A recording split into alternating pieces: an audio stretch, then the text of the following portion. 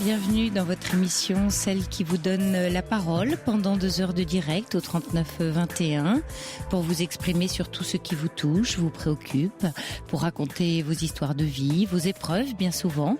Savez-vous que ces épreuves justement sont là dans votre vie pour vous montrer le chemin, pour vous inviter à tourner votre regard vers l'intérieur de vous-même, pour vous apprendre à voir et à accepter vos angoisses. Si vous les prenez comme telles, elles ne vous effrayeront plus et vous pourrez envisager de les mettre à votre disposition. Les angoisses étant des énergies, vous apprendrez à chevaucher un dragon et ce qui était hier encore malédiction peut étonnamment s'avérer bénédiction. Accepter de ne plus ni s'idéaliser soi, ni même idéaliser les autres, envisager les renoncements nécessaires et réaliser que nous ne sommes pas tout puissants revient à accéder au monde des adultes. Ceux qui s'attardent dans leurs angoisses infantiles sont un peu comme une fleur qui, pour éviter de faner, refuserait de fleurir. Allez, si vous le voulez, on ouvre vos pétales. Ce soir, Quentin est là pour recevoir vos appels au 39 21. Et c'est Boris Pirédu et Charles Westrelin qui réalisent cette émission. Vous pouvez aussi apporter vos commentaires à ce que vous entendez à l'antenne par SMS en composant le 7 39 21 en commençant votre texto par le mot nuit et dialoguer avec nous par mail sur le site europe1.fr. J'attends vos appels sur le 39 21. Jusqu'à 1h sur Europe 1. Sophie Peters. Bonsoir Sylvestre. Bonsoir, Sophie. Bienvenue à l'antenne d'Europe 1. Eh bien, écoutez, ravi de m'y retrouver. Qu'est-ce qui vous amène ce soir, Sylvestre ? Eh bien, écoutez, j'ai été victime d'une telle arnaque que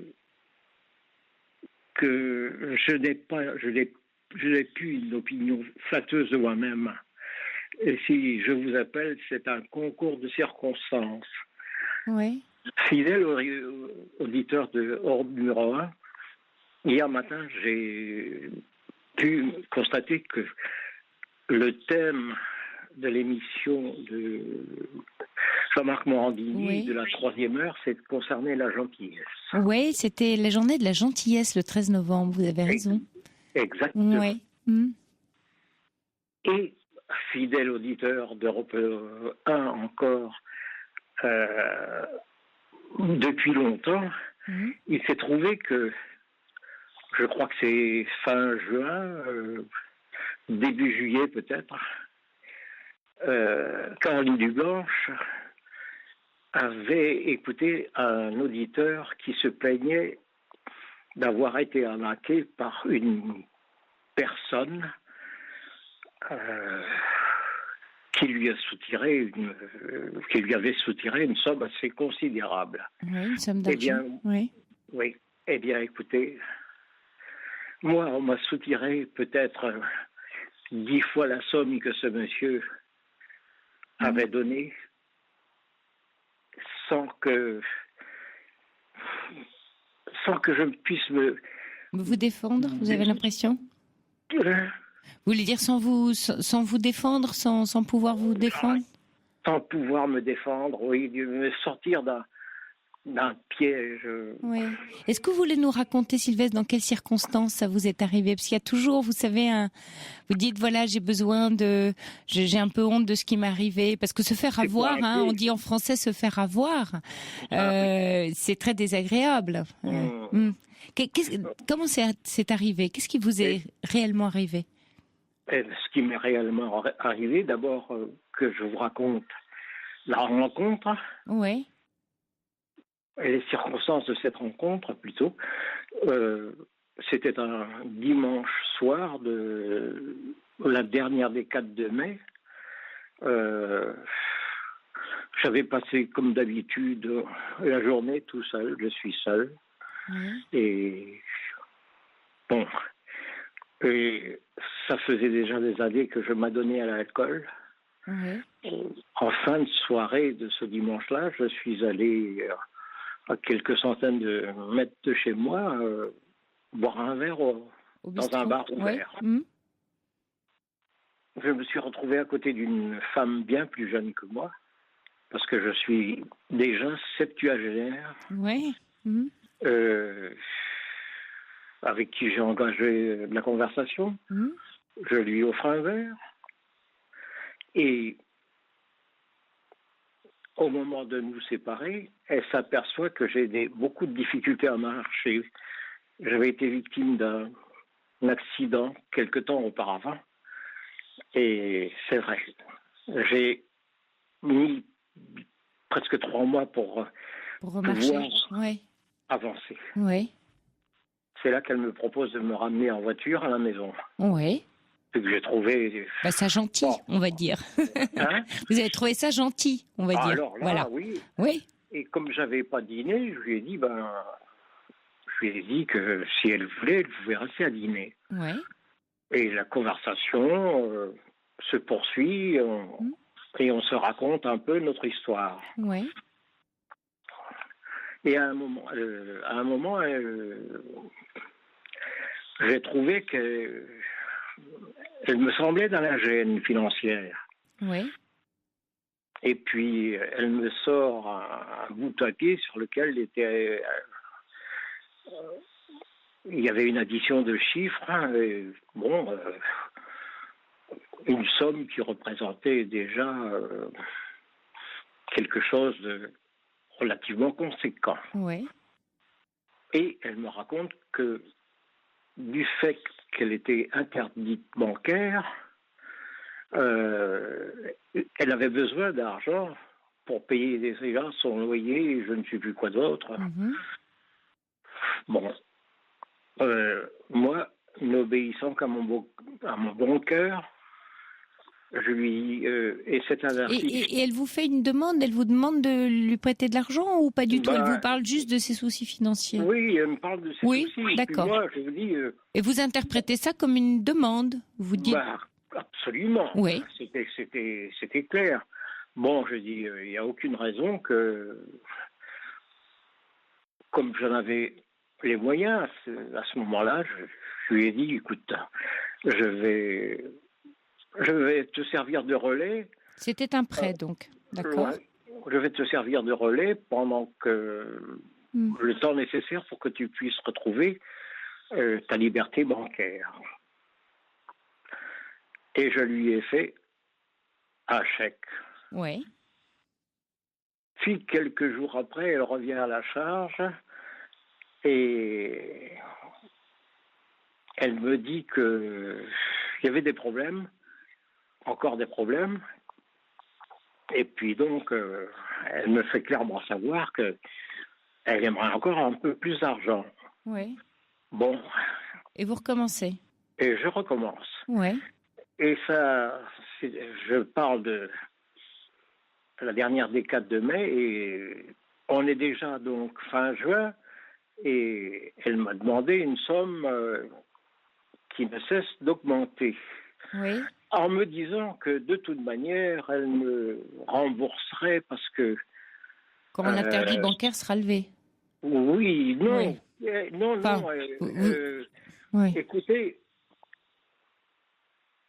j'ai trouvé déjà une certaine ressemblance. Non, j'ai trouvé ses arguments tout à fait... vraisemblables. Vraisemblables. D'accord. Son père étant décédé, elle allait toucher un héritage. D'accord. Et que l'héritage, elle allait le toucher sous peu. Oui. Bon, alors je me suis dit, je risque pas grand-chose. Enfin, vous l'avez cru, en tout cas. Ah oui. À 200% même. Oh oui. Et alors, comment ça se termine, cette histoire? Elle s'évapore dans la nature? Oh là là, elle s'évapore dans la nature après m'avoir soutiré de plus en plus d'argent.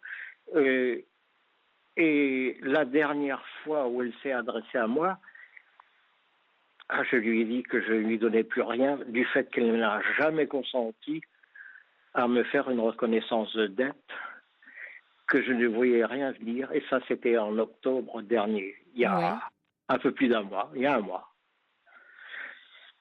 Et la reconnaissance de dette, vous l'avez demandée au bout de plusieurs prêts, c'est-à-dire pas d'emblée. Oui, c'est ça. Non, si. Assez rapidement, oui. Assez rapidement. Mais c'était une vraie anguille. Qu'est-ce qui vous a touché dans son discours? Parce que ça paraît, voyez, vous dites c'était vraisemblable, mais quand vous la racontez comme ça, on se dit c'est un peu invraisemblable. Vous rencontrez une inconnue dans un bar, elle vient dîner chez vous, elle a des soucis d'argent. Vous dites j'écoute que mon bon cœur, mais voyez, à un moment donné, on comprend que voilà, on achète toujours quelque chose avec de l'argent. Alors il y a de l'achat, du rachat, il y a quelque chose, il y a une bonne intention de votre part qui, comme vous dites, qui parlait à votre bon cœur, mais qu'est-ce qui vous a touché, qui a fait que vous avez cru à tout ça? Et qu'est-ce qui sous-tend l'arnaque? Parce que oui, il y a arnaque, c'est clair. Écoutez, je vais le dire. Oui. Écoutez, je crois que du fait de ma solitude, oui. grande depuis longtemps, j'avais fini par ne plus savoir à quoi ressemblait le corps d'une femme. Oui. Et la plastique de cette personne était tout à fait attirante. Agréable, attirant, oui. Ah oui, très, très agréable. Et puis, elle a suscité ma compassion en me racontant que son fils avait un problème de communication. Je ne sais plus comment on dit ça, là, déjà, autiste. Oui. Et elle me l'a présenté assez rapidement et j'ai vu que oui... oui, qu'elle avait des soucis qui vous ont touché dans sa vie. Oui, que sa fille, d'un autre côté, attendait un bébé et qu'elle avait de grosses difficultés. Elle craignait de perdre son bébé, d'ailleurs. Oui. Bon, toutes ces choses-là... vous êtes rentré dans son histoire, elle était attirante pour vous. Vous êtes imaginé sortir de votre solitude aussi. En fait, c'était un peu comme, vous savez, l'argent est très symbolique et c'est un peu comme si, vous savez, on parlait dans le temps de prêt sur gage, enfin, c'est comme un prêt et quelque chose de gagé pour vous, comme un gage d'une amitié naissante, d'un lien. Ouais. Oui. Elle ne cessait de me dire que elle ne me voulait pas de mal, que c'est moi-même qui lui voulais du mal en ne l'aidant pas. Ah, il y avait une pression psychologique aussi, dites-moi. Et pas qu'un peu. Et pas qu'un peu. Ouais. Que vous lui vouliez du mal en ne l'aidant pas. Oui. Ça, Sylvestre, c'est quelque chose qui vous parle dans votre vie, ça vous est déjà arrivé de vous faire avoir, comme on dit, comme ça, quoi? Oh, plus d'une fois. Ah. Plus d'une fois. Mais non, je vous dirais que j'imagine le monde à mon image aussi bon que moi j'ai envie d'être. Oui, c'est ça. Je parlais d'idéalisme en ouverture, mais vous êtes un idéaliste, Sylvestre. Alors c'est très beau, mais vous voyez comme en idéalisant une relation où elle vous mène. Elle me mène dans le gouffre. Oui, mais c'est douloureux de renoncer à un idéal. On a envie d'y croire. Vous avez envie d'y croire. Ben oui, et puis écoutez, au bout d'un moment, je me suis dit, et si c'était vrai ce qu'elle me disait, que elle allait avoir tout l'argent qui devait lui revenir. Mais j'ai commencé à douter de sa parole ce soir-là où j'ai entendu un des auditeurs qui racontait comment il avait été arnaqué. Et le scénario était exactement le même. Ouais. Le même. Jusqu'à... est-ce que je peux dire que... Allez-y.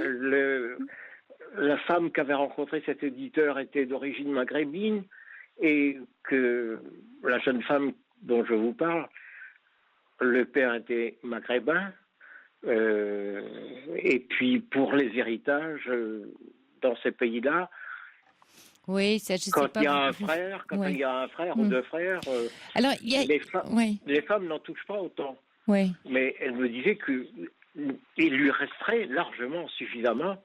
Oui, donc vous avez pensé aussi aider une femme qui était dans une culture où les hommes ne sont... Voilà, vous imaginez qu'elle c'est pas très aidant pour elle. Donc vous vous sentiez doublement important pour elle. Oui, Alors, oui, je comprends. Il y a Isabelle de Bordeaux qui dit que peut-être vous pourriez demander la copie d'échec pour effectuer une démarche de recouvrement. Ça peut être un début.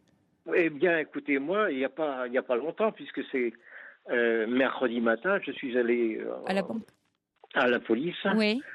Et on m'a dit que je n'ai aucun recours du fait que je n'ai pas de reconnaissance de dette de sa main. Même avec, comme le dit Isabelle, la copie d'échec. Non. La copie d'échec, l'échec, je lui ai remis et je lui ai même remis du liquide. On ne peut plus revenir là-dessus, il paraît. Ouais. C'est parce que... Et alors, vous savez, il y a un proverbe qui dit, Sylvestre, quand ton père, ne pas perdre la leçon. Alors, certes, vous avez perdu, mais quelle leçon vous tirez de ce qui vous est arrivé? Qu'est-ce que ça va changer pour vous dans votre vie, cette histoire-là? Ça a changé que j'ai même plus envie de sortir. J'ai honte de moi-même. Vous pensez que ça, c'est une leçon qui va vous aider? Non, elle me détruit. Oui. À quoi elle vous sert? À quoi elle vous sert cette leçon-là, à part justement vous détruire, comme l'alcool finalement, vous voyez? Eh bien, écoutez, je vais vous dire qu'entre-temps, justement, oui. Entre-temps, je suis arrivé à il y a 2 mois et demi. Oui. J'ai réagi. Ah. J'ai réagi et brutalement vis-à-vis de moi. Oui. Puisque je me suis passé, il y a plus de 2 mois et demi, ça fait quoi ça fait 75 jours peut-être. Que vous êtes abstinent, c'est ça que je comprends. Je suis complètement abstinent et waouh. Je n'en souffre pas. Et si vous voulez que dans le souci que j'ai d'avoir envie de retrouver une sorte d'estime pour moi-même. Exactement.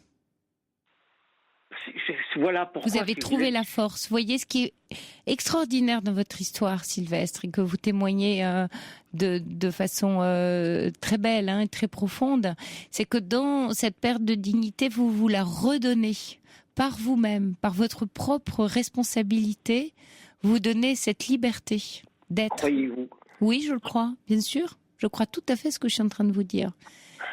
C'est-à-dire qu'en fait, en renonçant, vous voyez, à quelque chose comme l'alcool, et vous voyez, je faisais déjà le lien toute seule entre de destruction, et vous posez un acte très fort qui dit non, je ne vais plus me détruire. Je ne peux plus.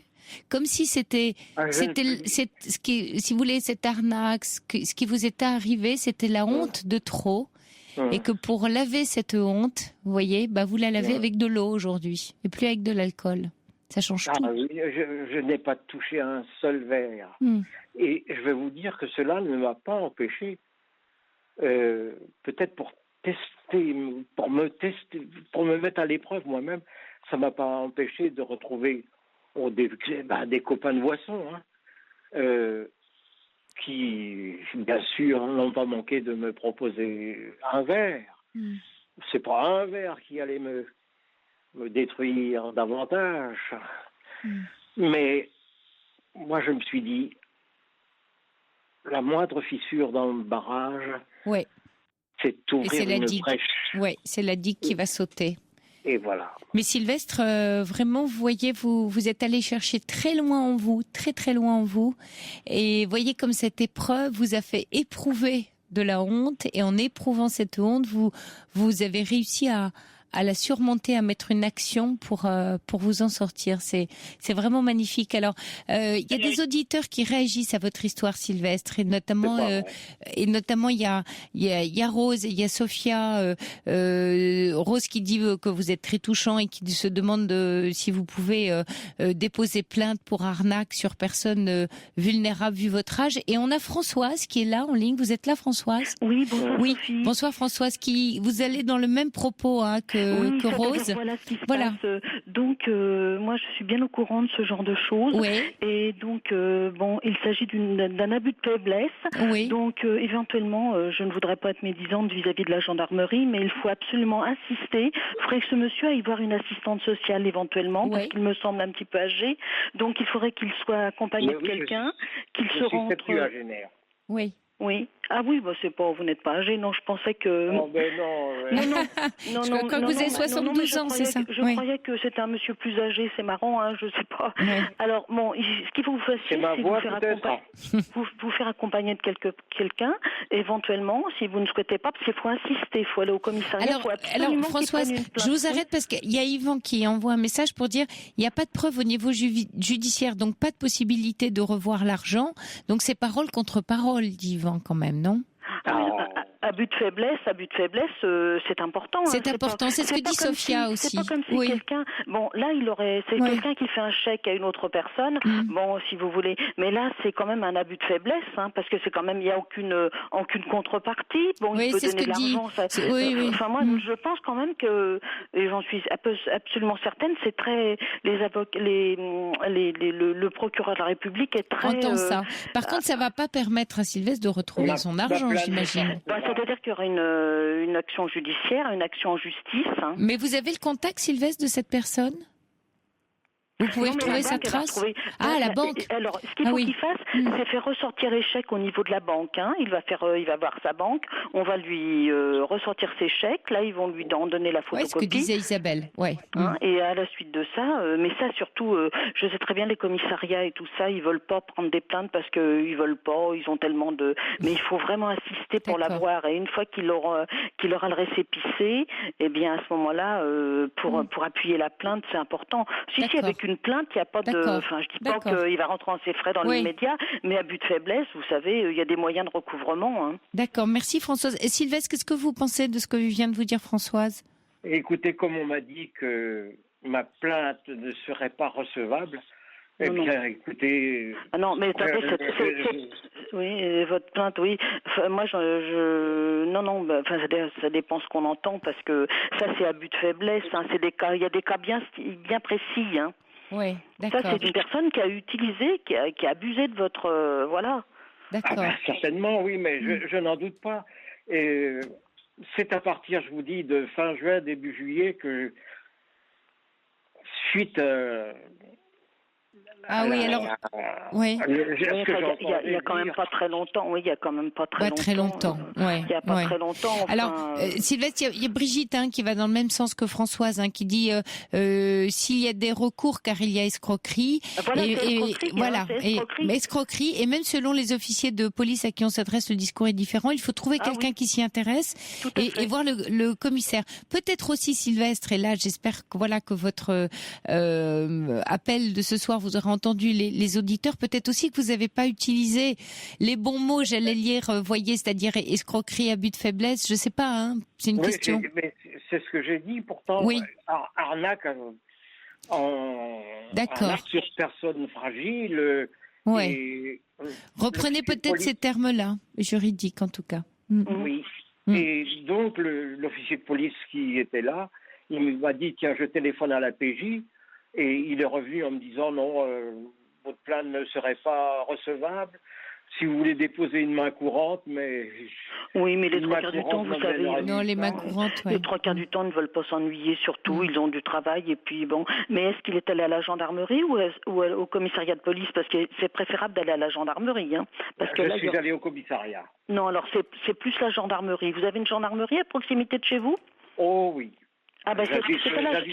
J'habite une ville assez importante, même très importante. Oui, mais ça, c'est à la gendarmerie qu'il faut aller, plus qu'au commissariat de police. Mais suivez mes conseils, je suis certaine que là, il y a abus de faiblesse et là, je peux vous dire que c'est trop facile de faire ça. D'accord. Merci Françoise pour votre appel. Merci beaucoup. Merci pour votre émission. Merci à vous. Bonne nuit. Et puis Sylvestre, j'espère que vous écouterez le conseil de Françoise. Il y a beaucoup d'auditeurs qui vont dans le même sens. Il y a Jamila qui vous dit que l'échec constitue un début de preuve et la plainte pour abus de faiblesse est recevable. Il est possible que cette dame n'en ait pas son premier escroc escroquerie. Donc vous rendrez aussi service, sous-entend Jamila, à d'autres personnes. Oui. Oui.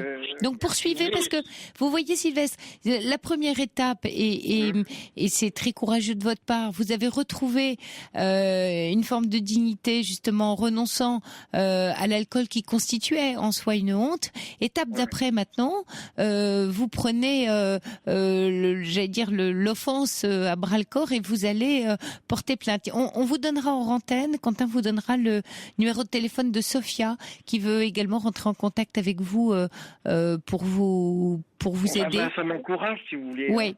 Formidable. Merci de nous avoir appelé, Sylvestre. Et puis je vais vous quitter sur le joli message de Lilia qui dit: votre histoire est très touchante et j'admire votre décision d'arrêter l'alcool. C'est courageux, bravo. Donc on a envie, de vous souhaiter bon courage et bonne chance, Sylvestre. Eh bien, écoutez, je suis très très touché. Merci. De ce qu'il y ait eu du monde. Ah oui, plein.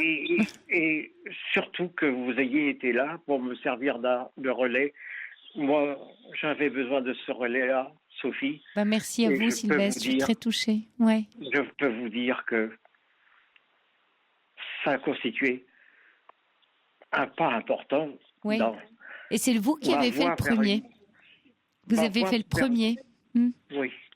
Merci. Merci à vous, et bravo, tenez bon, tenez bon dans votre lutte, Votre honneur, il est là, et vous n'avez plus de honte. Toute honte bue, on dit en français. Je l'ai bu, ma honte, je l'ai bu. Vous l'avez bu jusqu'à la lie, donc c'est fini.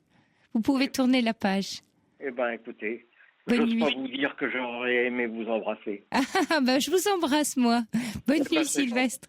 Au revoir. Bonne nuit à vous.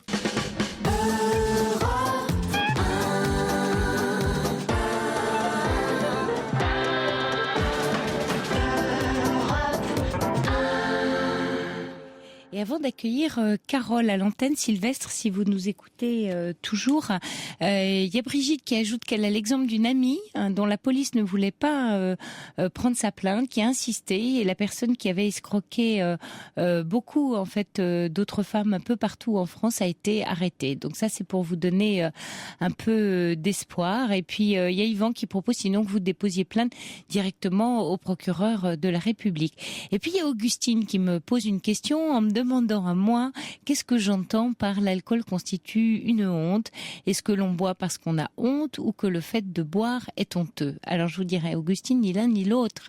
On boit pas parce qu'on a honte, mais le fait de boire rend honteux et génère de la honte et du dégoût de soi. Et c'est très très douloureux de vivre avec ce sentiment. Vous êtes là, Carole? Oui. Bonsoir, Carole. Oui. Bonsoir. Bonsoir. Oui. Alors moi, c'est un peu un mouvement un peu fou qui m'a poussée ce soir à vous appeler, Sophie. Parce que aujourd'hui, j'ai fait une chose idiote.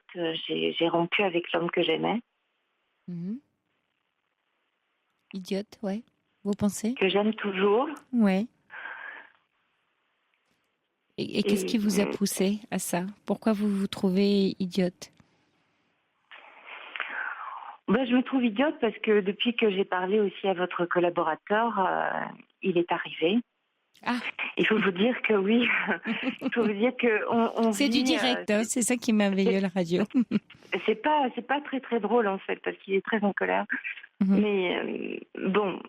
Enfin, il faut que vous sachiez que c'est la première fois de ma vie que j'appelle une émission et que je sais pas, j'ai tellement honte de moi d'avoir rompu, encore une fois. Il habite à 600 km, il est venu en train me voir, il est triste, il est pas content, il a les yeux cernés, il voudrait mieux que je commence au début. Ouais. On va l'appeler Philippe. Oui. Voilà. Mais il est à vos côtés là ce soir, Carole? Il est parti dans une autre pièce et il écoute la radio.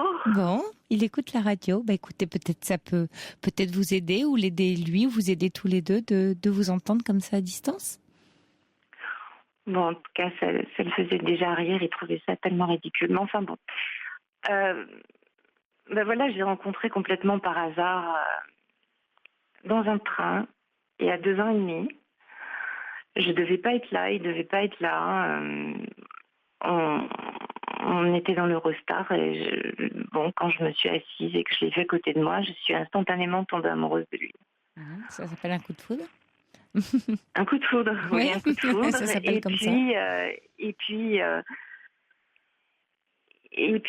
miraculeusement, il a trouvé la force de me parler parce qu'il est timide. Et on a pu garder contact. Moi, je devais partir 2 jours après, très très loin, au Japon, et on a commencé à se parler. Puis ensuite, on a commencé à se voir.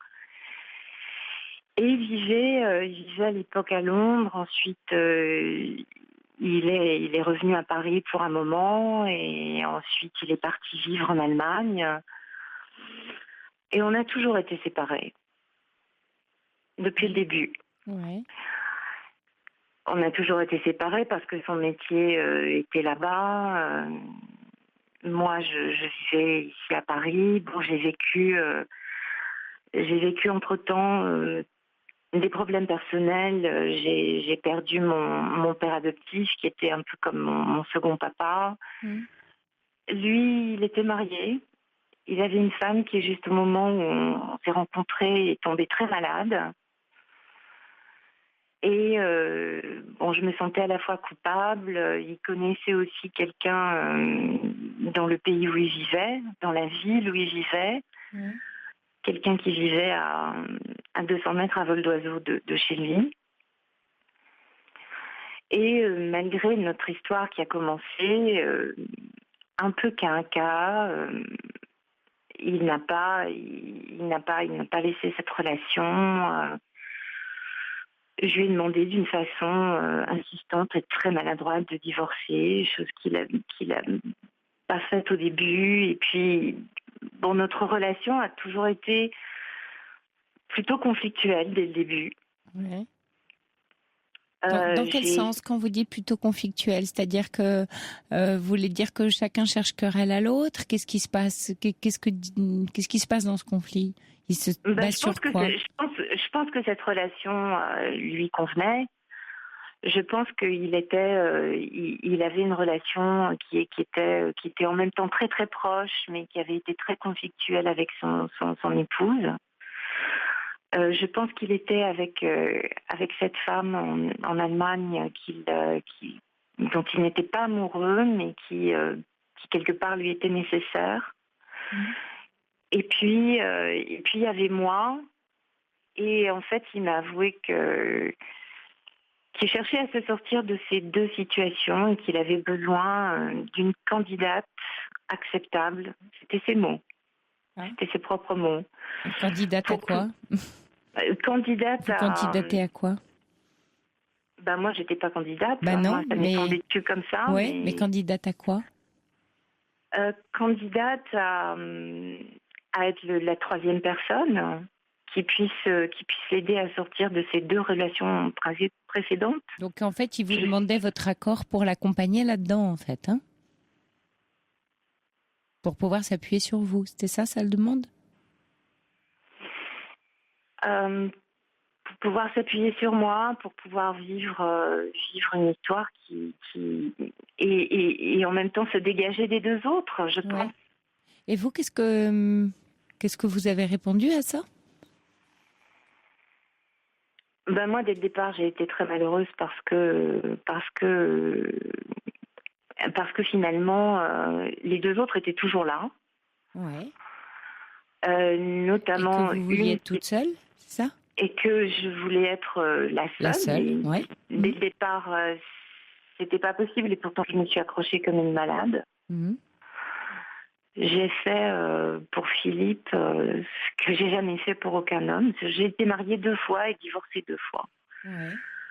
Avec un 2e divorce très conflictuel. Mais bon, Philippe était et reste, je pense, toujours l'homme de ma vie. Ce qui me fait bien rire d'ailleurs, parce qu'on a eu une histoire de conflictuelle où parfois j'ai quand même dû subir des vexations, des humiliations, des insultes, des renvois qui étaient permanents. Qu'est-ce qu'il représente pour vous, cet homme ? Vous me dites, voilà, vous avez eu 2 relations longues avant qui sont soldées par des divorces, dont un très conflictuel. Qu'est-ce que Philippe vient faire dans votre vie ?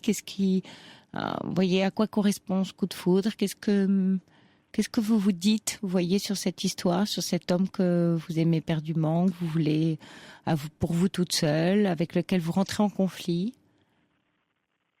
Oui, et puis avec qui j'ai parfois des moments de fusion totale dans l'amour. Ceci expliquant cela, la fusion expliquant le conflit. Oui. Ce qu'il représente pour moi, il représente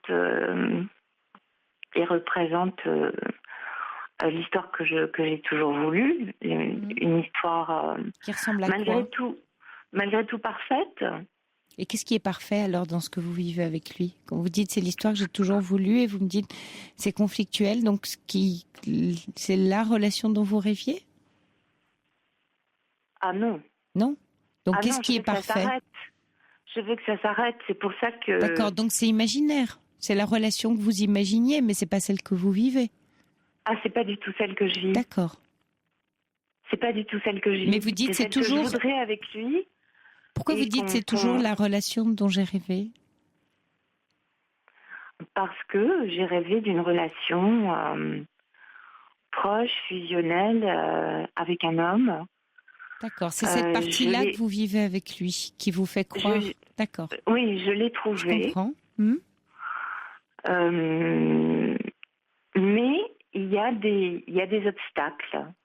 Et là, quand vous dites, parce que vous avez commencé votre témoignage en disant je l'ai quitté et je sens que je suis une idiote et j'ai fait une bêtise, donc le voilà revenu, mais qu'est-ce qui a motivé votre décision ? Je l'ai quitté de nombreuses fois. Oui, à chaque fois c'est vous qui partez ? Oui. Toujours. Toujours ? Toujours. Ça me met dans des colères noires et bien entendu, je suis quelqu'un de pas fiable, de pas stable. Et vous le quittez pourquoi, Carole, à chaque fois ? Je le quitte parce que... Est-ce que d'abord c'est toujours la même raison ?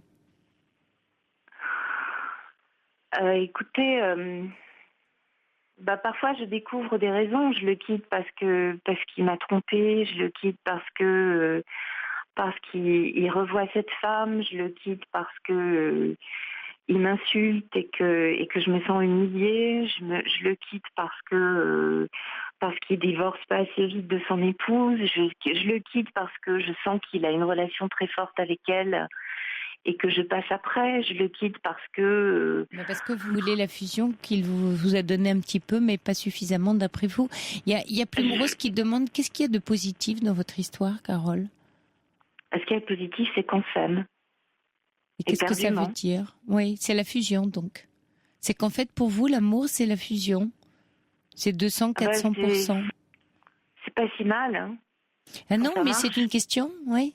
Ça marche avec du conflit tel que vous le vivez. Est-ce qu'un être appartient à 100% à l'autre ? Je sais pas. Je le quitte parce que ça fait 2 ans qu'on se connaît, il a toujours pas mis des affaires à lui chez moi. Je le quitte parce que je lui ai donné ma clé il y a 4 mois et que moi j'ai rien de lui. Oui, il n'est pas tout à vous. En fait, vous êtes en train de dire que cet homme... Je le quitte parce qu'il est toujours ailleurs, parce que il me dit qu'il aime sa femme et que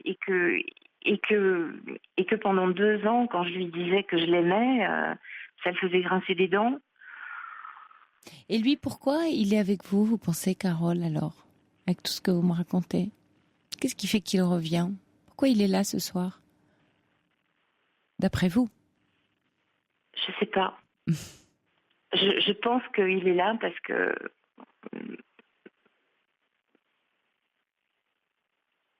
Je pense qu'il m'aime, mais je pense que c'est surtout la solitude qui lui fait peur. Je pense que ses angoisses lui font peur. Je pense qu'il a besoin d'une femme à côté de lui qui le console, qui l'entoure, qui lui fasse du bien. Et ce serait vous, cette femme ? C'est elle que vous voyez pour lui ? J'espère que c'est moi, mais je ne sais pas si c'est vraiment ce qu'il veut dans sa tête. il trouve ça ridicule que j'ai appelé la radio. Mais ce que je vous dis, je peux le dire à personne. Et à lui? Même pas à lui. Et... Il me comprend pas. Qu'est-ce qu'il me dit que je suis pas fiable. Bah, pas fiable. Il me dit que je m'en vais tout le temps et que je tiens pas le coup et que que tout est là pour qu'on soit bien, mais moi je sens. Qu'est-ce que vous croyez, Carole, qui vous demande quand il vous dit ça? Et vous, qu'est-ce que vous lui demandez? Pardon? Quand il me dit quoi? Quand il vous dit que vous n'êtes pas fiable, que vous partez tout le temps, qu'est-ce qu'il vous dit quand il vous dit ça? Qu'est-ce qu'il vous demande d'après vous? Il me demande d'être comme il voudrait que je sois. C'est-à-dire? Mais c'est pas possible pour un être humain normalement constitué. C'est-à-dire? Qu'est-ce qui n'est pas possible pour un être humain normalement constitué?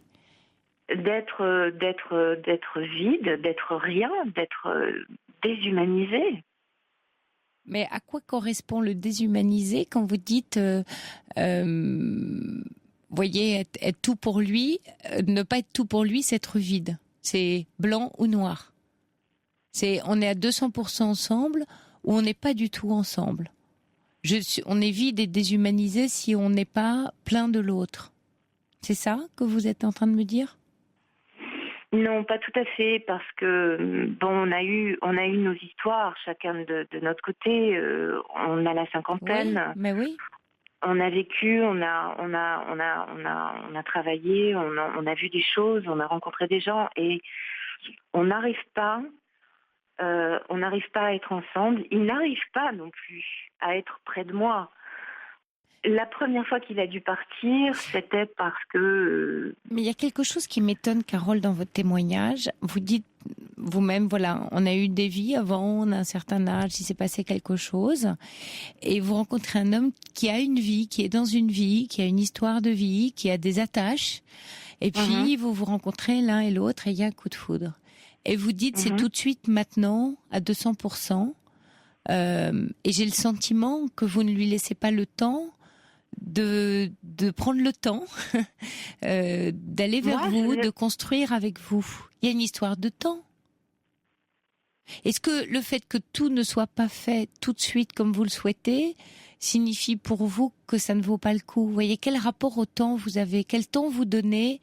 Quel tempo vous donnez à cet amour, à cette relation? Quelle ouverture vous lui donnez? Et Anne-Marie demande quel avenir vous envisagez d'ailleurs? Ah, là vous m'étonnez quand même. Oui, dites-moi.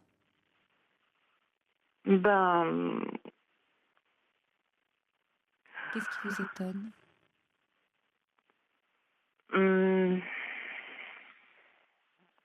Oui. Oui, j'ai des torts. Non, c'est pas une histoire, vous savez, de compter des points. C'est comment vous vous situez. Vous voyez, c'est ce que j'essaye de voir, comment vous vous situez. Et lui, comment il se situe. Le couple, c'est une danse. On danse ensemble.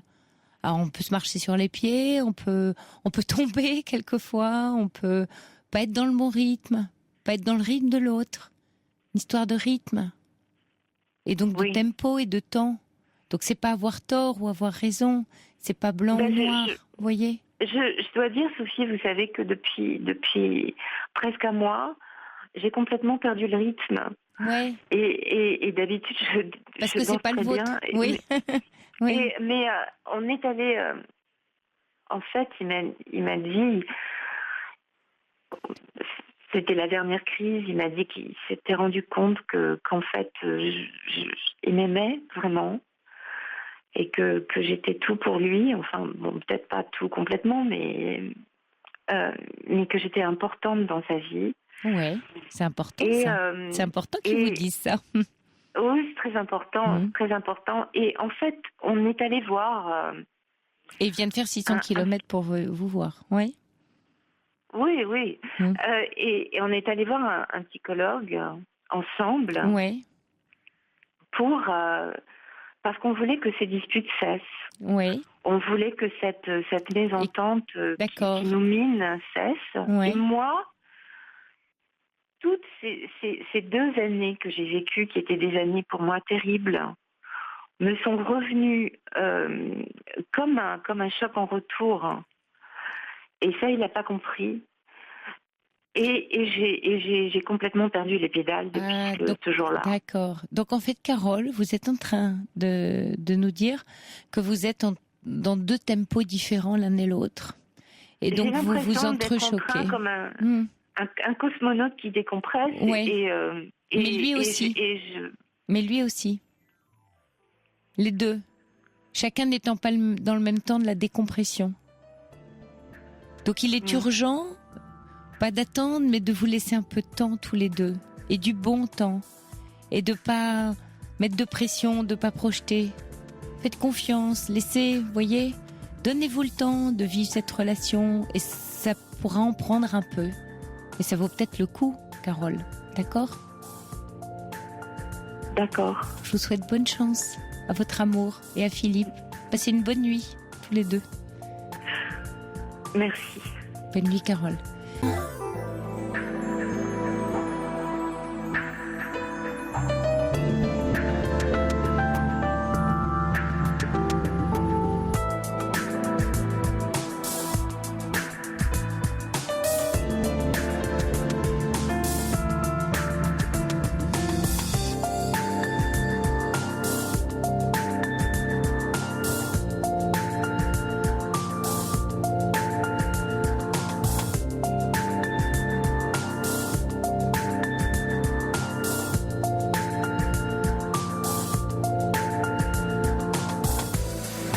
C'est l'heure de notre rendez-vous de la nuit qui se poursuit au 39 21 en direct avec vous jusqu'à 1h du matin pour vous exprimer sur tout ce qui vous touche, vous affecte ou vous rend heureux. Un moment choisi pour partager avec nous toutes vos émotions, même les plus contradictoires.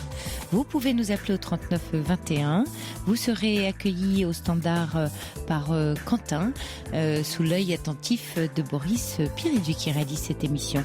Vous pouvez aussi nous joindre par SMS en composant le 7 39 21, en commençant votre texto par le mot nuit, ou envoyer un mail sur le site europe1.fr. 39 21, j'attends vos appels. Jusqu'à 1h sur Europe 1. Sophie Peters. Bonsoir Nadine. Bonsoir Sophie. Bienvenue. Ça fait des années et des années que je me dis que je dois vous appeler. Oui. Et puis, je le fais pas, mais je vais pas mieux pour ça. Eh bien, si vous le faites ce soir, justement. Donc, ça change. Je fais ce soir. Ça change. Ça change, tout à fait. Faites bien de me le faire remarquer. Que dire, j'ai 58 ans. J'ai rencontré mon mari à l'âge de 16 ans. Nous avions tous les 2 16 ans. C'était en 1972. Oui. Et puis, c'est moi qui suis partie. J'ai quitté ma maison familiale il y a 8 ans. Oui. Je suis toujours mariée avec mon mari. Parce que je lui avais mis comme... je n'ai jamais cherché la séparation. Mais lui, ça lui a convenu très très bien. C'est l'histoire de l'arroseur arrosé, en fait, Nadine. Hein, vous voulez dire que vous êtes partie... Oui. En fait, vous êtes partie pour provoquer quelque chose dans le couple qui ne l'est plus, selon vous. Oui. Et en fait, il vous a dit, ça me va très bien que tu sois partie. Tout à fait. Tout à fait. J'ai déménagé 3 fois depuis. Il est toujours très serviable. Il m'aide à déménager. Enfin, il met papier peint, des choses comme ça. Donc vous avez gardé de bonnes relations, entre guillemets, avec lui. Qu'on appelle correct. Oui, voilà, oui, correct. Absolument. Oui. C'est-à-dire, si j'ai un besoin, il est là. Et vous avez des enfants ensemble, Nadine ? Nous avons 2 filles, oui. Qui vivent où alors ? Qui vivent avec lui ? Qui sont restés avec leur papa ou ? Non, parce qu'elles ont maintenant 26 Elles sont grandes. et 31. D'accord. D'accord. Donc, elles sont parties. L'une a voyagé, fait exactement ce que je voulais faire à son âge. C'est-à-dire, elle a voyagé entre les États-Unis, le Japon, et puis elle continue. Et puis l'autre est devenue titulaire d'une profession juridique. Donc, non, elles ont leur vie. Elles ont leur vie, oui. Ouais. Mais moi, je ne sais plus du tout. Je me suis re-éloignée de mon mari. J'habitais toujours dans la même ville, la préfecture, etc. Et je suis partie un peu département plus loin, là où je passais mes vacances quand j'avais 12 ans. Et ça n'a pas du tout marché. Disons que j'ai plus envie de mes vacances de ma 12aine d'années. Oui. Mais qu'est-ce qui se passe, enfin, depuis les 8 ans que vous êtes séparés, quel dialogue il y a eu dans le couple au sujet de cette séparation ? On comprend que tout de suite après, il a dit, finalement, ça me va, mais au cours de ces 8 ans, est-ce que lui, je sais pas, est avec quelqu'un, ou est avec quelqu'un, ou vous avec quelqu'un Pendant quelques moments, oui, il a été avec quelqu'un, mais alors ce qui s'était passé, avant que je me sépare, mais à cette époque-là, je n'en savais rien, c'est que lui, il avait 2 foyers. Ah, il avait une double vie alors, comme on dit. Exactement, une double vie, c'était sa secrétaire. Donc, je dirais qu'il avait même deux logements, quoi, quasiment. Oui, quasiment. Je dirais, donc à juste titre, vous sentiez que qu'il y avait une tension dans le couple, ou il y avait quelque chose qui n'allait pas. Oui, que ça me convenait plus, non, ça me convenait plus. Oui. Donc je suis partie persuadée que le soir même de mon déménagement, il serait là, parce que nous avions toujours de très bonnes relations, y compris sur le plan intime. Oui. Or, j'étais persuadée qu'il serait là le soir même, et je ne l'ai pas vu pendant des mois et des mois. Ah, plus de contact du tout, oui.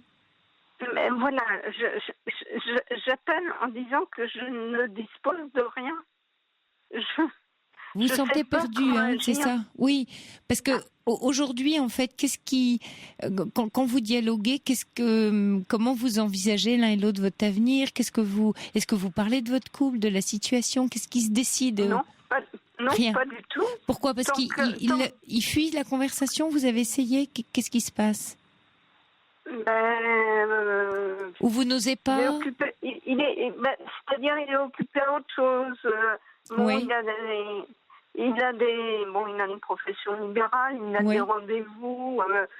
Quand on arrive à se croiser, il a toujours un rendez-vous qui suit. Enfin bon, je ne sais même pas quoi faire, parce qu'il évite tout. Il évite tout. Et si, Nadine, est-ce que, par exemple, vous avez déjà essayé de lui donner rendez-vous en disant, voilà, j'aimerais qu'on dîne ensemble tel jour ou tel soir, et qu'on puisse prendre un temps pour se parler et parler de nous? Oui, les premières années, ça s'est fait, et puis là, ça se fait plus. D'accord. Et les premières années, il se décidait quelque chose au cours de ces rencontres, ou jamais? Non, rien. Vous avez le sentiment que quand vous essayez de prendre le contact et de mettre la discussion sur ce sujet-là, le sujet de vous et de lui, il fuit la discussion? Oui. Parce que là, pour lui, il s'est engagé vis-à-vis de moi il y a 6 ans. Il s'est engagé à assurer les études de notre fille. Oui. De notre 2e fille. Donc la dernière. Et jusqu'à présent, je veux dire, il s'est engagé, c'était un engagement réciproque. Moi, je ne faisais rien tant qu'il assurait les études.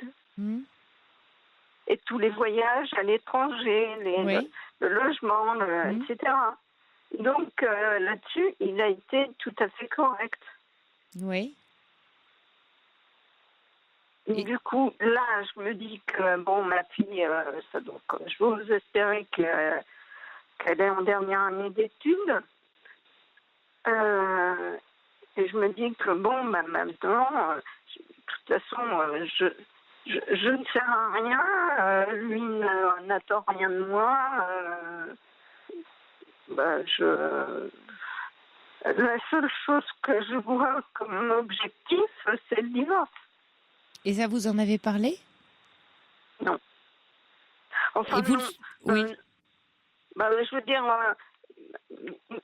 il me semble évident à moi et sans doute à lui que si on n'a plus rien à régler ensemble, ça va aller vers ça. D'accord. Et vous le redoutez, vous le souhaitez, vous êtes comment face à cette éventualité ? Je dois dire que j'aurais aimé finir ma vie avec lui. Ah voilà. Et donc Voilà. vous êtes perdu. Et lui, vous le sentez comment, puisque quand même vos relations, on va dire, sont cordiales ? Est-ce que vous pensez qu'il y a Oui, tout à fait. Oui. Je le sens tout à fait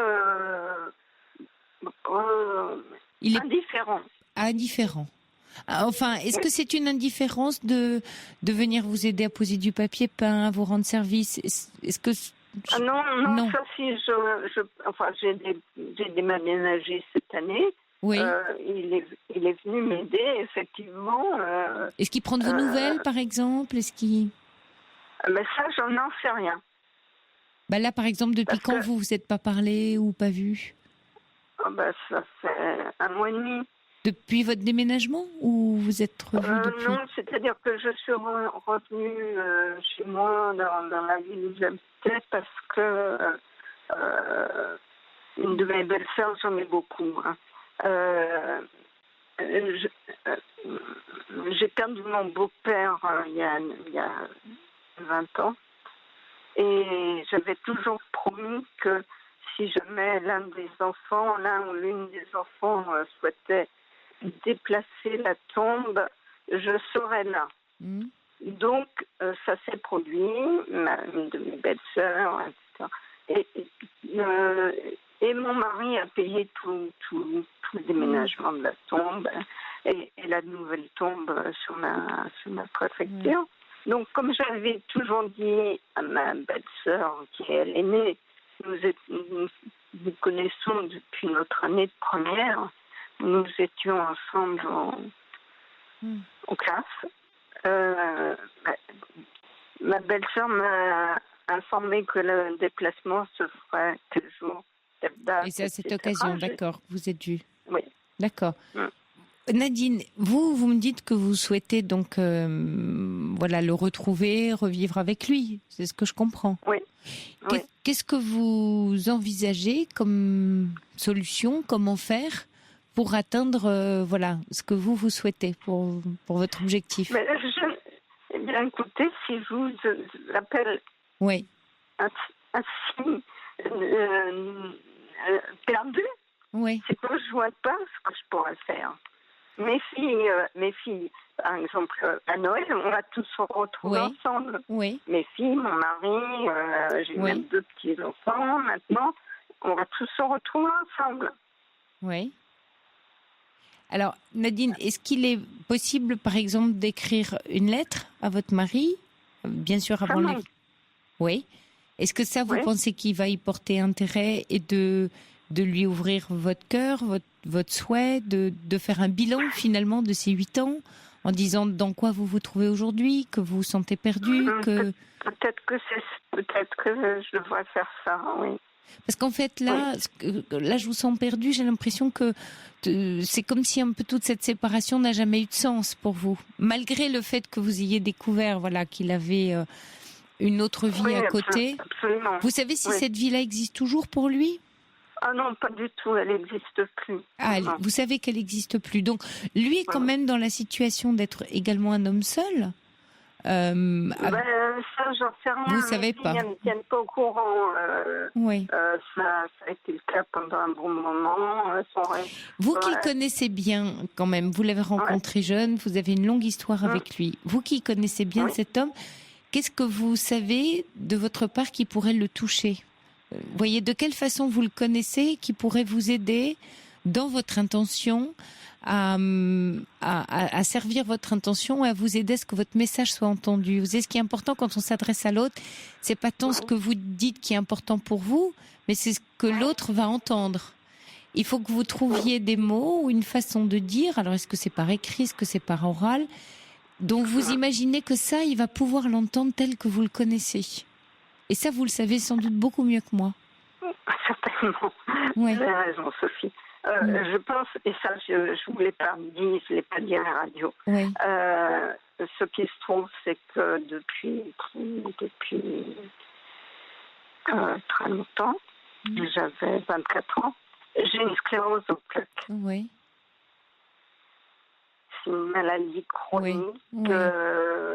Je n'y arrive pas. Je sais. Oui, c'est lourd. Vous savez. Bon, actuellement, je peux encore marcher de temps en temps, mais des fois, je reste des semaines à plus marcher. Oui. Je ne travaille plus. J'ai été mise à la retraite à 28 ans parce que je suis handicapée à 80%. Donc, à la fois, je me dis que c'est quelque chose dont je peux me servir, et en même temps, je me dis, mais après tout, il a toujours été correct vis-à-vis de ça. Oui, mais vous répugniez presque à en faire un argument. C'est ce que je comprends là. Vous dites, je pourrais en faire un argument, mais je ne veux pas le toucher à travers ça. Oui, parce que par exemple, toute ma vie professionnelle, je ne m'en suis pas servie. Je m'en suis servie. Je comprends. Et en même temps, vous voyez Nadine, l'âge venant et votre solitude et la vie qui avance fait que vous allez, j'imagine que vous redoutez bien sûr une solitude en avençant et que vous vous dites je vais avoir besoin d'être aidée vraiment à un moment donné. Oui, et vous voyez par exemple là j'ai déménagé, je suis venue m'installer dans une résidence service. Oui. Alors c'est pas pour les personnes âgées. Oui. Bien qu'il y en ait beaucoup, mais j'ai un repas tous les jours. Mes enfants, mon mari trouvent ça plutôt très bien. Ben oui, parce que ça leur pose pas de soucis. Ils savent que vous êtes bien entourée. Mais voyez Nadine, en fait, vous êtes une femme. Ce que je comprends aussi de votre histoire, c'est que vous êtes une femme qui se prend en main, qui prend toute la responsabilité de sa vie avec elle. Ce qui est très courageux et juste, et qui vous rend libre d'une certaine manière dans la liberté, voilà. Mais en même temps, ça a un temps, c'est-à-dire que quand on est comme ça, et c'est tant mieux, mais ce qui ne veut pas dire que vous n'avez besoin de personne. Vous voyez, c'est la distance. Exactement. Voilà, on peut tout supporter. Vous savez être responsable, être libre, être déterminée, être courageuse. Vous avez tout ça en vous, et en même temps, vous restez. Une femme qui a besoin d'affection, d'entourage, d'aide. Je suis seule. Oui, vous êtes seule et vous avez besoin également aussi avec votre maladie de pouvoir être soutenue. Et c'est ça qui compte. C'est-à-dire que ce que vous pouvez faire valoir d'ailleurs dans la façon de s'adresser à lui, c'est montrer à quel point vous avez su être libre et déterminé, ne dépendre de personne. Vous n'avez pesé sur personne et pas sur lui ni sur vos enfants. Exact.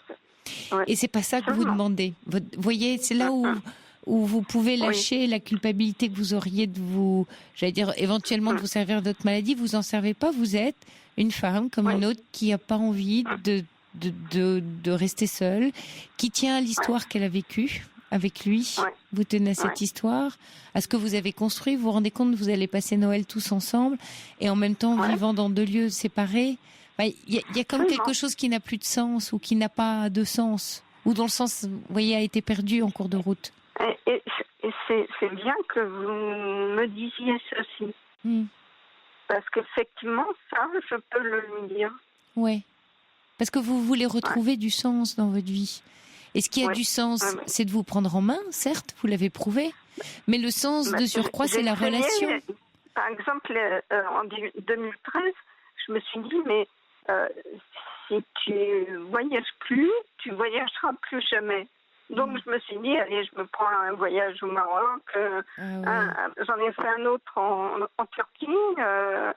Et la même année, et ténébreuse, mais je sens bien que j'arrive à mes limites.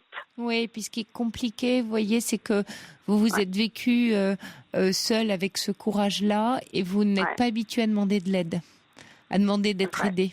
Vous savez faire toute seule. Alors, c'est un très bon côté. Et puis, il y a toujours, vous savez, une autre face de la même pièce.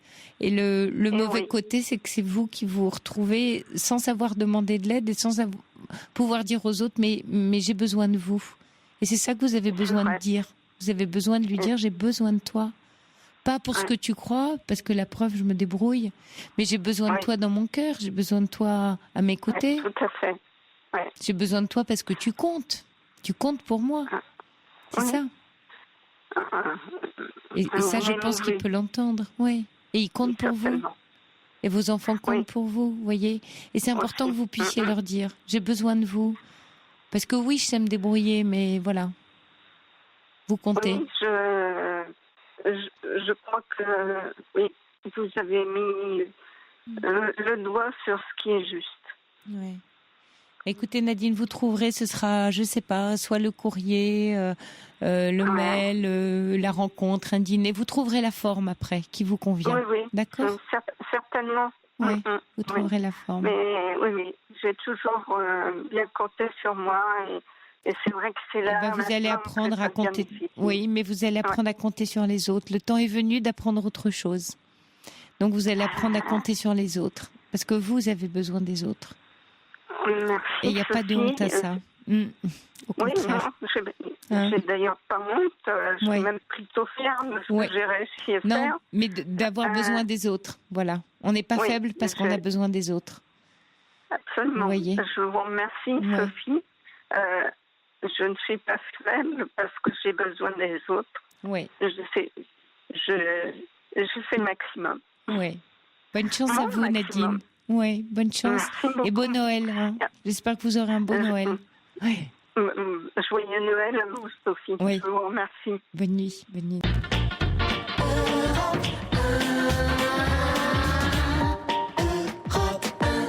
Avant d'accueillir Lulu, Carole, si vous nous écoutez encore, il y a une auditrice qui voulait vous dire que j'ai fait la même bêtise que Carole en rompant avec un homme que je commençais à aimer. Il me demandait du temps, je n'ai pas compris et je le regrette vraiment. Ça, c'était pour vous, Carole. Et puis, pour vous, Nadine, un joli message d'Yvan qui vous souhaite plein de jolies choses et qui vous envoie son amitié.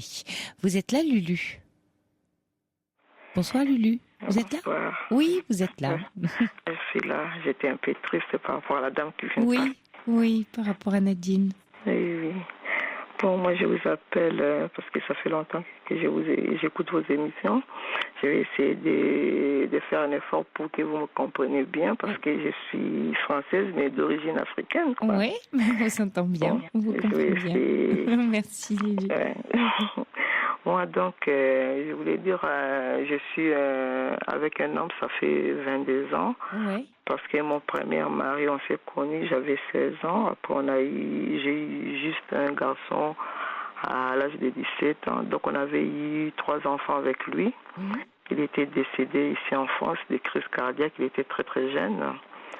Donc, ma fille, la dernière, elle avait 1 année lorsque j'avais connu le papa de ma 4e fille, quoi. Oui.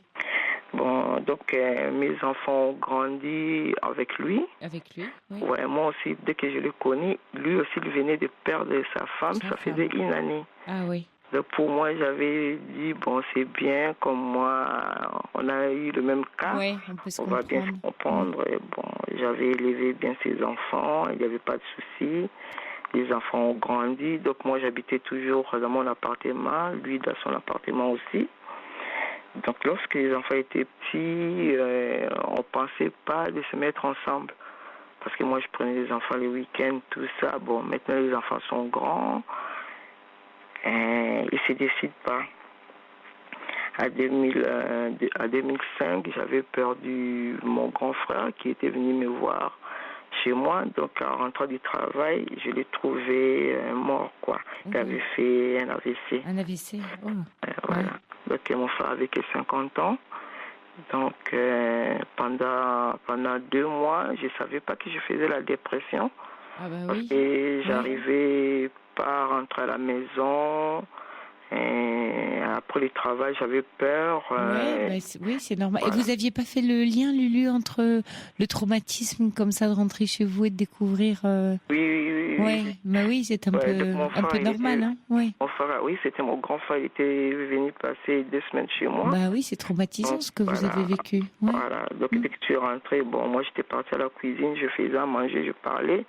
Il répondait pas. Après, j'ai rentré. Ouais. Je lui ai dit, mais comment tu dors comme ça? Parce qu'il était assise, quoi. Mais oui. Ouais, dès que j'avais trouvé ça bizarre, je voulais le toucher.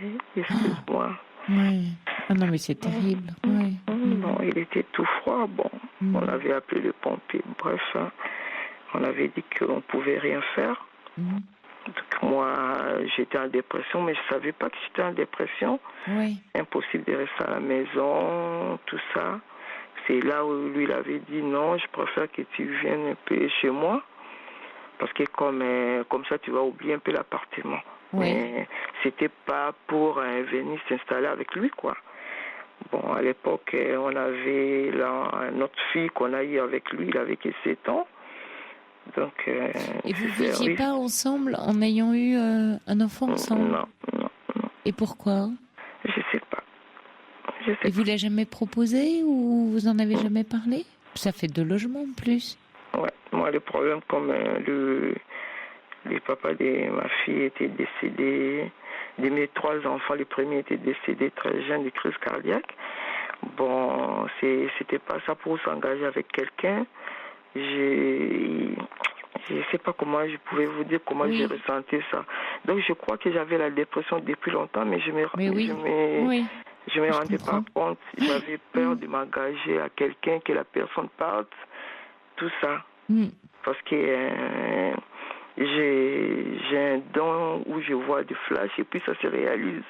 Et que je voyais les flashs pour le papa de mes enfants, ça s'est réalisé. Ah oui, pour mon votre frère aussi? Et pour votre frère aussi? Pareil, mon frère c'était pur. Je parlais à mon frère 2 jours avant, je lui ai dit c'est bizarre, j'arrive pas à dormir, je te vois partir, pourquoi je vois ça?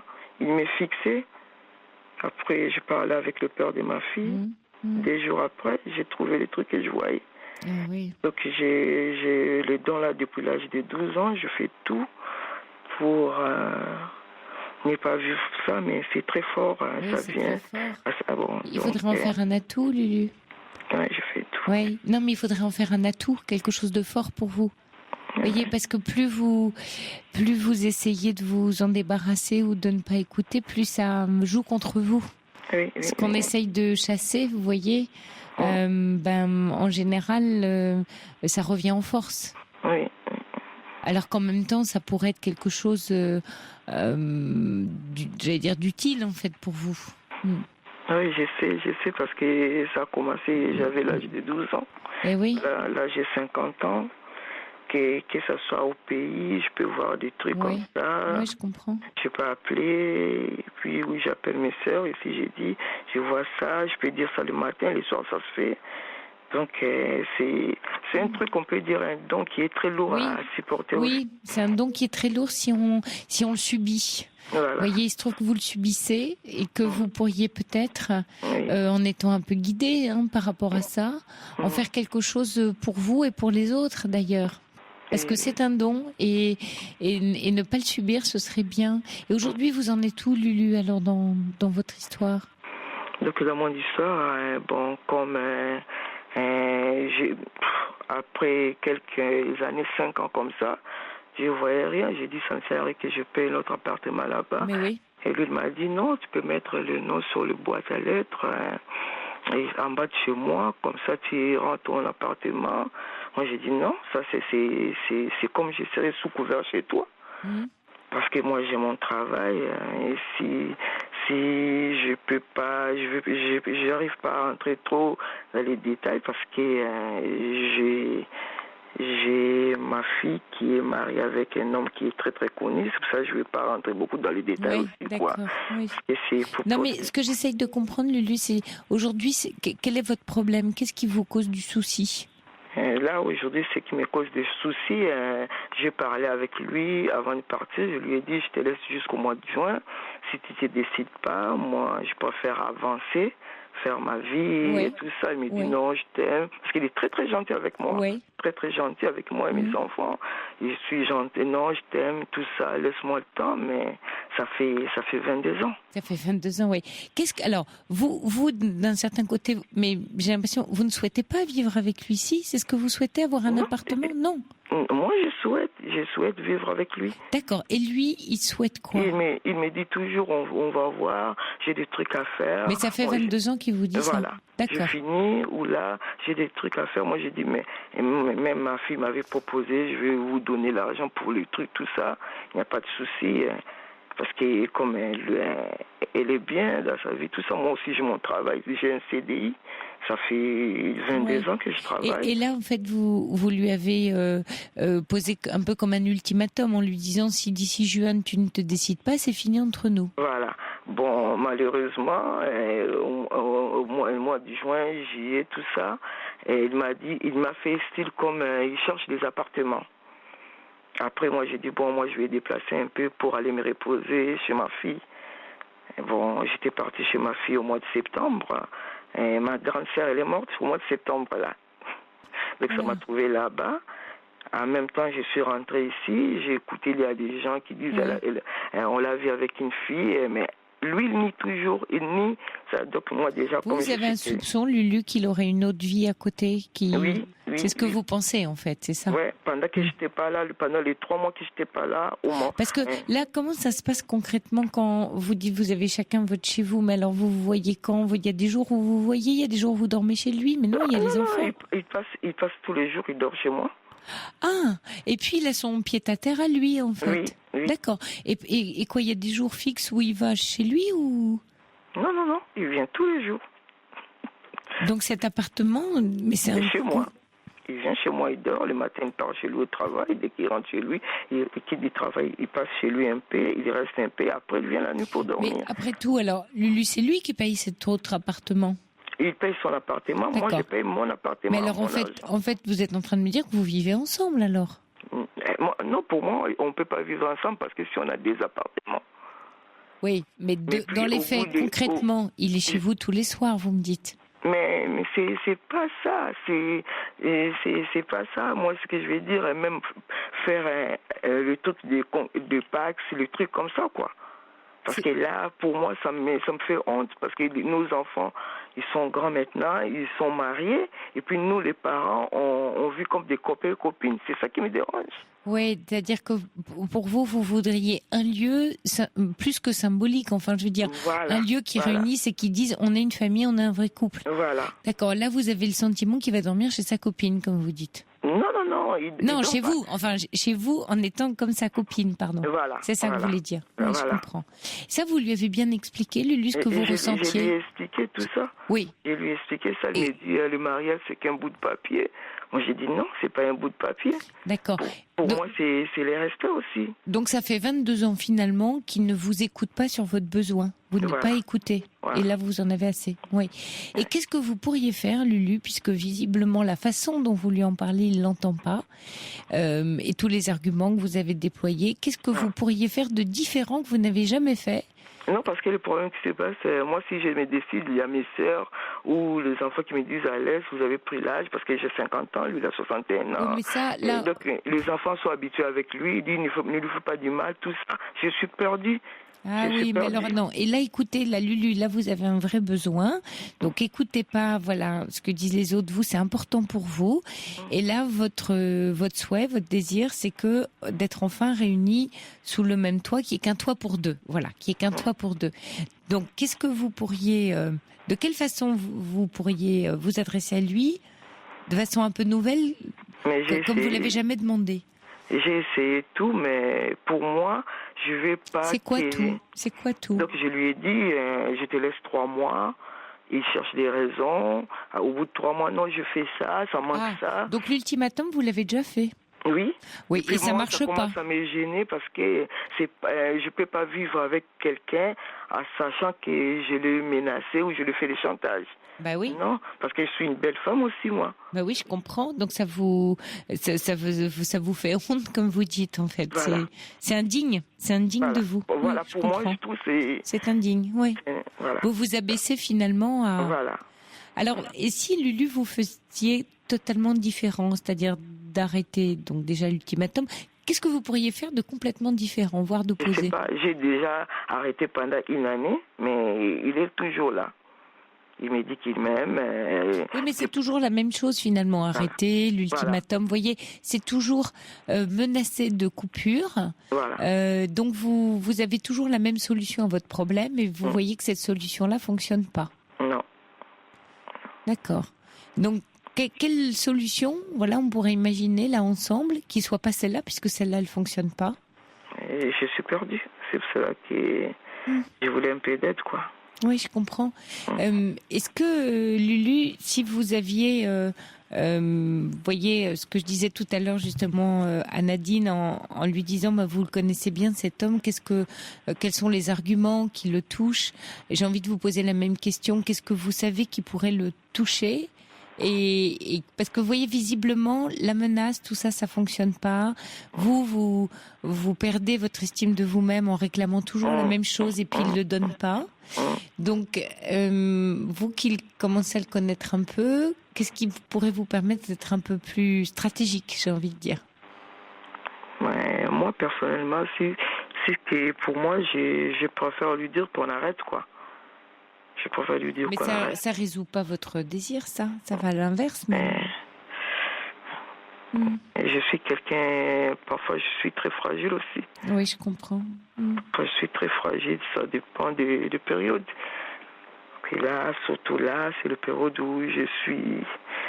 C'est dépressif. Si vous avez traversé des choses très difficiles toute seule aussi. Enfin, est-ce qu'il a été près de vous quand il y a eu tous ces moments? Tout le temps. Tout le temps. C'est pour ça que parfois je suis perdue par rapport à son comportement. Ici, je suis malade, il suffit d'appeler les pompiers 10 fois, il va appeler, il va rester à l'hôpital 10 fois le même jour avec moi, tout. Mais alors, Lulu, ce qui est important là, c'est symboliquement d'avoir un lieu en commun, mais en fait, le paradoxe, c'est que cet homme, il est quand même toujours près de vous, toujours aux petits soins avec vous, toujours très, très proche et très amoureux et très présent. Oui. Donc ce qui vous perd, c'est qu'il n'y a pas l'acte... Parce qu'il y a l'histoire des appartements là. Des 2 appartements. Mais lui, comment il justifie l'autre appartement? Il dit qu'il en a besoin pour se reposer, pour son travail? Non, avant il me disait comme ça à côté, c'est pas loin pour prendre les transports pour aller au travail. Je préfère être là, tout ça, parce que j'ai des problèmes des yeux, il faut que je sois tout près de la... Bon, je suis obligée de dire, j'ai pas de choix, de la gare. Bon, moi aussi, de mon côté, je travaille au centre-ville. Donc, moi, je lui ai dit, bon, moi, si tu veux, on prend à côté de la gare. Comme toi, tu as plus du mal, moi, je peux faire 30 minutes pour aller au travail. Mais dès que j'étais obligée de le coincer sur ça, il m'a dit, oui, d'accord. Il a pris les dossiers, faire style que, bon, je vais faire rentrer ça. Les jours où j'étais passé chez lui n'était pas là. J'ai vu les dossiers qu'il m'avait parlé des 4 mois qu'il a déposés. C'était là. Donc je me suis posé une question. Donc j'ai dit, s'il avait donné des dossiers, je ne pouvais pas trouver ça chez lui. En fait, j'ai l'impression que Lulu, ce qui vous inquiète plus, c'est de vous demander s'il ne vous cache pas quelque chose. Voilà. C'est plutôt ça votre problème aujourd'hui. Voilà. Ouais, c'est pas l'histoire que vous vivez ensemble. C'est vous craignez qu'il ait soit une relation, soit en tout cas quelque chose en dehors de vous. Voilà. Ouais. Vous l'avez évoqué ça avec lui ou pas? Je lui ai dit, il m'a dit, depuis que tu me connais, tu m'as jamais vu avec une fille, tu n'as jamais attendu, parce que je l'ai jamais vu avec quelqu'un. Et qu'est-ce qui... D'accord. Qu'est-ce qui vous rassurerait? Qu'est-ce que vous... Oui. pour qu'il me rassure, il faut qu'on ait un appartement ensemble.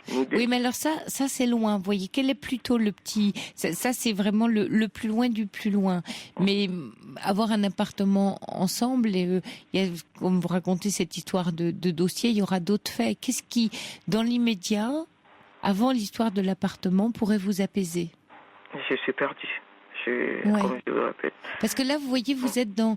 si ça marche pas, alors je préfère partir. Presque dans un syndrome d'abandon. Je le quitte avant qu'il ne me quitte. J'ai tellement peur qu'il me quitte que je préfère le quitter avant. Je sais pas... je passe parfois le moment. Soit les gens que j'aime beaucoup me quittent. Ah, voilà. C'est ça. Et vous avez peur et tous ces deuils aussi. Voilà. Et vous dites, quand je m'attache à quelqu'un et que la relation elle est belle, il va partir. Oui, là vous êtes touchée quand je vous dis ça. Ouais, Lulu, c'est ça. Ouais. C'est ça, je préfère partir. Oui, je préfère partir. Avant qu'il m'abandonne, quoi. Mais oui, mais il va pas vous abandonner, Lulu. C'est pas ce qu'il est en train de vous dire. C'est votre peur. Et que vous voyez que si vous le faites, si vous partez, si vous continuez avec votre ultimatum et que vous le perdez vraiment, alors oui, vous aurez validé votre scénario de on finit toujours par me quitter. Les gens que j'aime finissent toujours par partir, soit mourir, soit me quitter. Mais vous allez finalement vous faire encore plus de mal à vous-même. Parce qu'on a 50 ans, j'ai 50 ans, lui il a 61 ans. Ouais. Ça n'a rien à voir avec l'âge. Moi j'ai 50 ans, c'est l'âge où mon frère il est mort à 50 ans. Oui, je comprends. Le papa de ma fille il est mort à 39 ans. J'ai peur. Oui, vous avez peur, mais c'est normal, Lulu, que vous ayez peur, vous voyez. Vous avez comme fabriqué, là vous avez dû faire face, il y a votre sœur, il y a votre frère, il y a le papa de vos enfants. Ça fait beaucoup. C'est beaucoup de gens qui vous sont chers et proches et qui étaient importants pour vous. J'ai pas d'amis, j'aime pas m'attacher avec les gens. Ah oui, oui, vous avez peur de vous attacher. Je m'attends avec tout le monde dehors, bonjour, je rigole un peu. Mais j'ai de meilleurs amis, j'ai que mes enfants. Oui, je comprends, Lulu. J'ai que mes enfants. Puis ma fille, par rapport au travail de son mari, il se déplace souvent. Donc on parle souvent avec ma fille au téléphone parce que mes 3 filles ont une différence de 7 ans, quoi. Ouais, donc la grande, elle est loin. J'ai mon fils, je peux pas parler plus à mon fils qu'à ma fille, quoi. Les autres sont encore très jeunes, celle de 17 ans et 23 ans. Bon, j'arrive pas. Oui, c'est en vous-même, Lulu, qui va. Il faut retourner vers vous. C'est vous qu'il faut pas abandonner, parce que c'est vous. Vous voyez, vous allez vous abandonner vous-même si vous partez là-dedans. Vous blessez pas. Mais là, moi, je sens qu'il m'abandonne, là. Je commence à sentir comme il m'abandonne. Je peux pas dire qu'il m'a trompé parce que j'ai pas vu. Oui. Mais je commence à faire du film dans ma tête, quoi. Oui, mais parce que vous mettez en place des situations, vous commencez à vous faire des films, parce que vous allez au bout de votre angoisse. C'est important que vous reconnaissiez d'abord que vous avez peur qu'il vous quitte. Je crois que ce serait même important de lui dire, Lulu, de lui dire que toutes ces, ces ultimatums, toutes ces scènes, entre guillemets, que vous lui faites, c'est parce que vous êtes inquiète. C'est parce que tous les êtres auxquels vous tenez, ils sont partis et que vous voulez pas le perdre. Et que vous avez tellement peur de le perdre que vous agissez à l'inverse, en fait. Vous voyez? À l'inverse de votre besoin. Mais il peut l'entendre. D'accord. Parce que ça, c'est un message d'amour. C'est pas la même chose que de dire si tu viens pas, si tu fais pas ça, je te quitte. Lui, ce qu'il ressent, vous voyez, de son point de vue, comme il n'est pas dans ce que vous vivez, lui, il se dit, elle me met la pression. Alors, vous savez, quelqu'un qui on met la pression, il fait quoi? Il fait tout pour ne plus avoir la pression. Oui, c'est ça. Et vous allez finir par réussir ce que vous redoutez le plus. Vous allez réussir à ce qu'il vous abandonne alors que c'est ce dont vous avez le plus peur. Vous voyez comment on fabrique son propre piège? Ouais, je crois que ça vient de moi, oui. Oui. Et pour en sortir... Oui. Parce que ma fille m'a dit, pourquoi tu es dur avec papa il est gentil, tout ça. Mais Oui, votre fille, en disant ça, elle comprend quelque chose qui est à vous et pas à lui. Vous voyez que vous allez chercher chez lui, que vous mettez dans la relation, alors qu'en fait, vous parlez de vous, de votre histoire. Ce serait bien, Lulu, je sais pas si vous pouvez vous faire un peu, j'allais dire aider pendant quelque temps, voir un psy ou quelqu'un à qui vous pourriez parler, qui va vous aider, vous voyez, à travailler un peu cette angoisse d'abandon et qui va un peu, voilà, comme ça lâchera un peu de pression sur votre couple. D'accord. Ça vous fera du bien. Merci. Prenez soin de vous, Lulu, et vous mettez pas toute seule dans un piège. Merci beaucoup. Vous laissez pas abandonner. Je vous embrasse, Lulu. Bonne nuit. Bonne nuit à vous aussi. Bonne nuit. Au revoir. De Samba, je vous souhaite une très très jolie et douce nuit. On se retrouve vendredi prochain. Faites de beaux rêves. Il est 1h. Vous écoutez Europe 1.